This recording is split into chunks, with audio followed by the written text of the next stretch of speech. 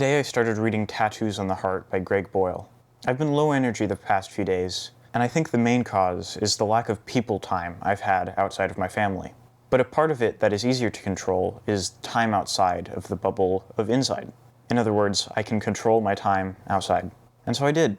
After lunch, I went into the backyard with a book and awning out so I wouldn't burn. There's also a nice breeze going, so 80 degrees didn't feel quite as apocalyptic as the indoor dwellers of this house say it to be. It is a good book, but I don't remember any of the details off the top of my head at the moment. But that is what book tabs and annotations are for, so I'll revisit that another day. I do remember a lot of big smiles on my face, only for the chapter or section to end with, "And then he got shot and died a week later." I remember hearing the AC unit turn on and off about as many times as reformed gang members died. With such a pleasant breeze, I can't help but wonder why we must go through all this effort to keep it manufactured to such a strict standard. But I doubt I thought any of that at the time.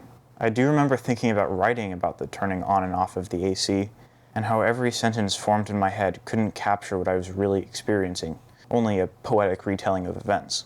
Because an AC unit does not turn on and off multiple times, and then the story just moves on. It happens within and between reading. Reality is more like a bunch of sentences at varying opacities, going in and out and over and under and around and through one another, but most without the language and lingo and logic and ego we filter the world through by the time we are done with it. How can I say that I notice a sound once it left me and get the reader to feel that without having the sound end before it began? It is impossible, but I'm probably wrong. It is probably possible.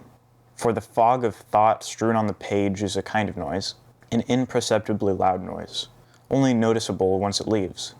Like atoms, when you look too closely, there is nothing. And once there is silence, only then can we realize everything that is around us.